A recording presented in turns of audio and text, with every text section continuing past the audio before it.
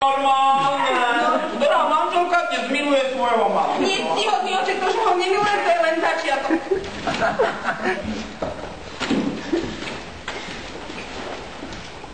Takže ešte raz. Takže, ctihodný oče, ja ho neznášam. Koho? No Rómea predsa. Toho čierneho s tou lepkou. Keby ste vedeli, aké hrozné je pomyslenie, že človek spojil svoj život s absolútnym idiotom.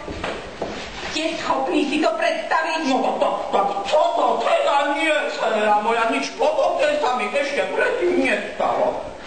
I keď raz som mal psa, takú veľkú čiernu dobu s takými čiernymi bodkami a to ti bolo také neinteligentné psisko. Keď som povedal hop, ona si sadla. A keď som povedal vyskoč, tak si sadla. No ale o čom sme sa to rozprávali, dcera? O sprostom manželovi vaša ctihodnosť unudí ma k smrti.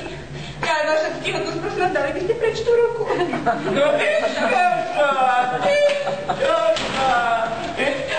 dcera moja. Jaj, to ty ma privedieš do šialenstva. Ale poďte, prosím vás, pekne. Ježkovi, čo by na to povedala včerajšia Julinka? Jaj, tá kozďa koža nikdy nebola môj typ. Jaj, keby ste radšej nehovorili, pán Romeo, ešte čiho vidím, jak vám vyšli oči vypadnúť, keď ste tu našu malú Milku prvý raz uvidel. Však ste sme boli celý hit. Jaj, a na tom balkóne, jaké krásne veci ste povraveli. No ticho. Čo to svítá nade mnou? To východ je a Júlia je záchod. A Júlia je slnko. Jaj, slnko, no. Ó, vidí slnko, zabi bledú lunu, aj tak je dávno chorá. Chorá. To hravím za každým. Každá na to zaberie, a Júlia zabrala. Ale je to celé zbytočné. Je frigidná. Áno? A čo je to všetkého najlepšie? Je zamilovaný. A hádajte do čoho? No, neuhádnete. Do termoforu. Ale zamilovaný, ale veď to je... Nemali sexuálny vzťah. Áno. Ľúbostný pomer. Áno. Aj meno mu dal. Áno.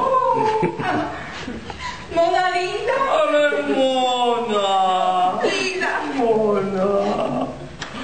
A každú noc s ním spí. No ale tak ten dánsky princ má ale spôsoby. Monte, vaša ctihodnosť. Romeo Monte. To sa ešte taký ktorý čierny benátsky mal. Viete čo? Ja vám to poviem na rovinu. Je impotentný. Aj ty, môj Brutus. To je zase niekto iný. Tak to by ma tak zaujímalo. Tak pozor, panna nebola už dávno preč. Jaj, však to by bol aj zázrak pri toľkých chlapoch. Kto bol prvý? Paris? Čo? Veď som ho aj zabil nad jej hrobom. Bolo ich hodne, to si to má všetko pamätať. A kto bol ďalší? Merkučio? Ty Bart? Ten bytkár a chválekár? Ja. Ale Benvolio medzi nimi nebol. Keď myslíte? Ale nie, Benvolio nie. Ja však. Ten by mi to neurobil. Ja vám ale čo poviem, že urobil! Nie. Mona. Ale prvý nebol. Povedz mi, Veľka, kto bol prvý? Pak. Tak ty máš problémy so sexom, dcera moja. No ale tak to má dnes každý. Taká energetická kríza. Ja nie som ten, čo som býval vo 80-ke. No? A vašu radu, otče, nejakú radu? Choď do kláštora, Ofélia. Na čo do kláštora? Lebo v kláštore je veľa mladých mníchov a mnísi sú veľmi mlčanliví.